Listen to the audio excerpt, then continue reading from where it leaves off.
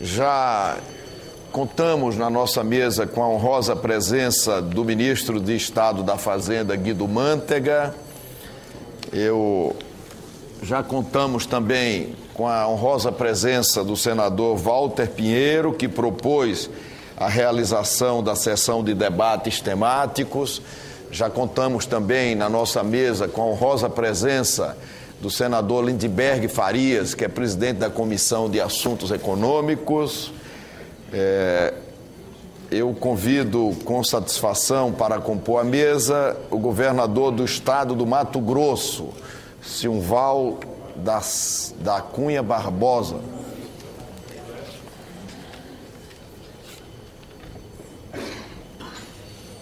Convido também para compor a mesa, com muita satisfação, o governador do estado de Alagoas, Teotônio Vilela Filho.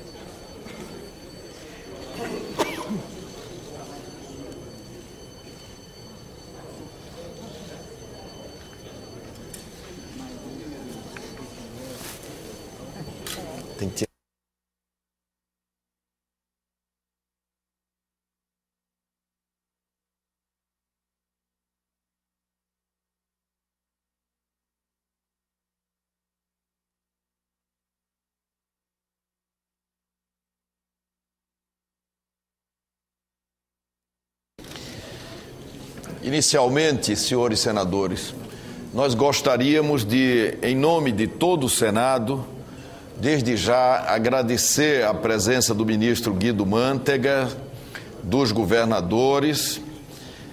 Apesar de seus afazeres, que são muitos e complexos, o ministro e os governadores se prontificaram a comparecer a esse debate, como, aliás, fizeram a ministra Carmen Lúcia, o ministro Alexandre Padilha e a ministra Miriam Belchior, quando abordamos a reforma política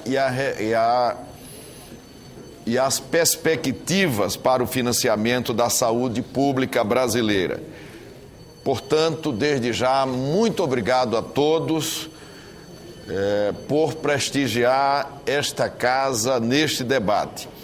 Esta terceira sessão temática se propõe, como todos sabem, a aprofundar os debates de um novo pacto federativo para o nosso país.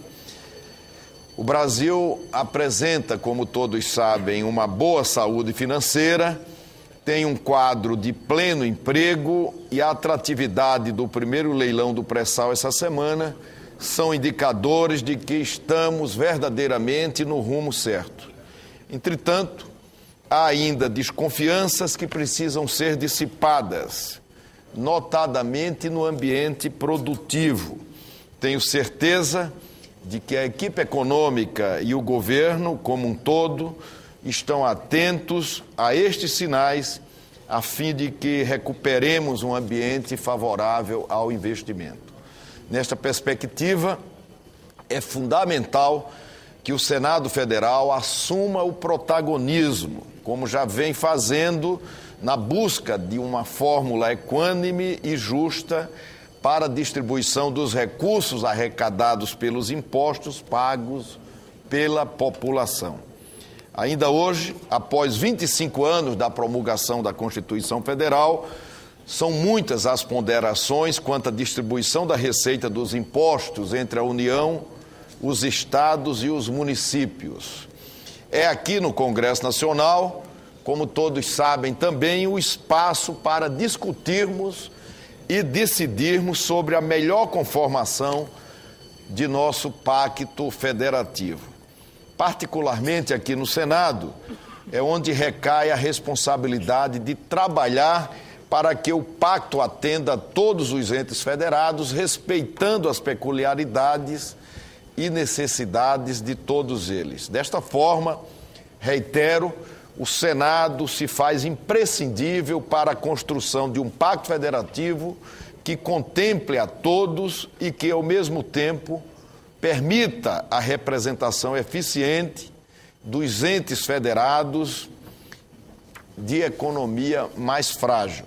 A divisão da receita dos impostos, a questão do ICMS, o indexador da dívida dos estados e os fundos de compensação e de desenvolvimento regional, a convalidação dos investimentos, são assuntos inafastáveis sobre os quais devemos nos debruçar.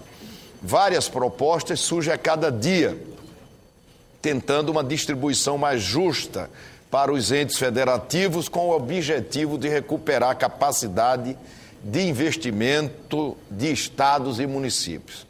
Conjuntamente com o presidente da Câmara dos Deputados, deputado Henrique Eduardo Alves, promovemos uma reunião com os governadores e prefeitos para discutirmos o Pacto Federativo. Ontem mesmo, como todos acompanharam, a Câmara dos Deputados aprovou o texto pelo qual a dívida dos estados e municípios, pouco menos de 200 dos mais de 5 mil municípios, serão corrigidas pela taxa básica de juros, a Selic, atualmente em 9,5% ao ano, ou pelo IPCA, mais 4% ao ano, o que for menor.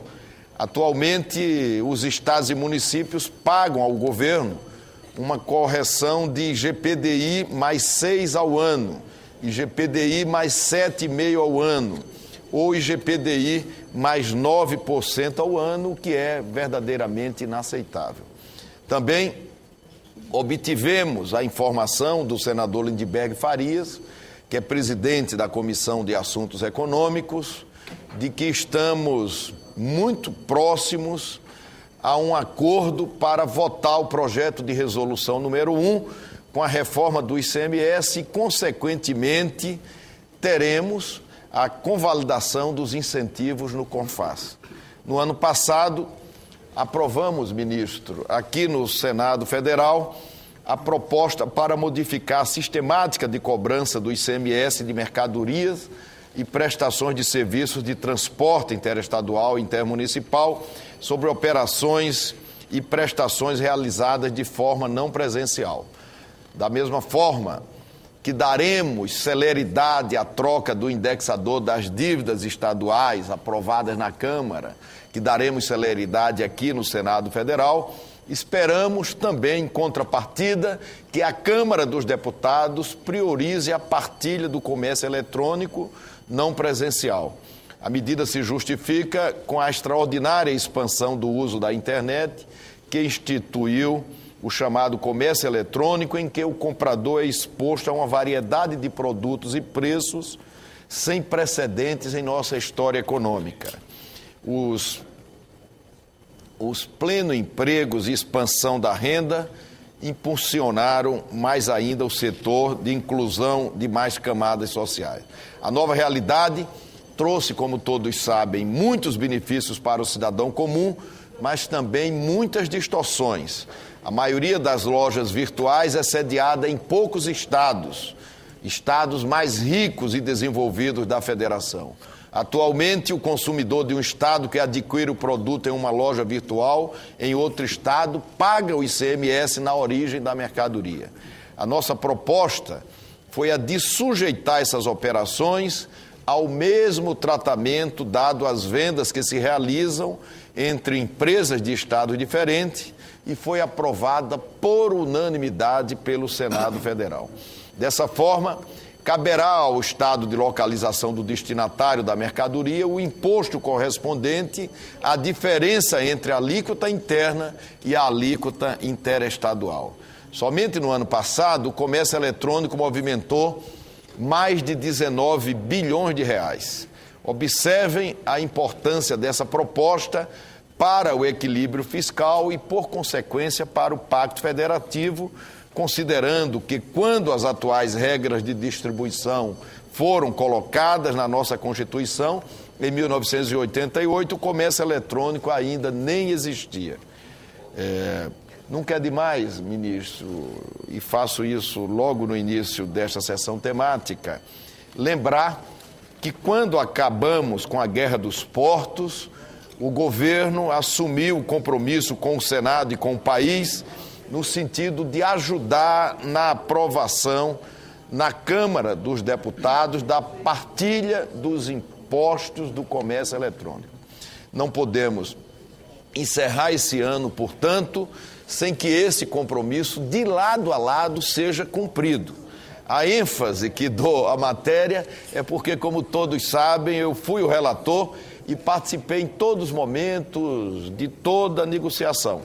Também, como relator e como presidente do Senado Federal, eu me sinto obrigada a trabalhar para honrá-la. Nós estaremos atentos para as ideias criativas que possam contribuir para o fortalecimento de nossa federação e, sobretudo, que permitam uma melhor distribuição de riqueza do nosso país. Antes de conceder a palavra ao governador Teotônio Vilela, eu queria lembrar aos senhores senadores que, depois de um esforço monumental, o Congresso Nacional apreciou os vetos da presidente Dilma à lei dos royalties. Logo depois da derrubada dos vetos, nós tivemos uma liminar do Supremo Tribunal Federal. Nós já estivemos em algumas oportunidades no Supremo Tribunal Federal, conversando inclusive com alguns ministros, e especialmente com a ministra Carmen Lúcia.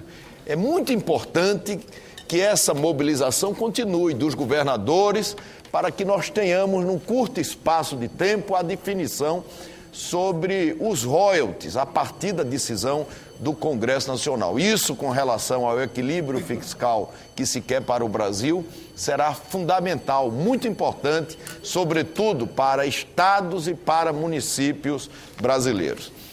Eu concedo a palavra, nós vamos estabelecer um tempo inicial para o debate. Eu vou conceder a palavra inicialmente aos dois governadores, ao governador Teotônio, em seguida ao senador Silval. Cada um falarão inicialmente por até 10 minutos.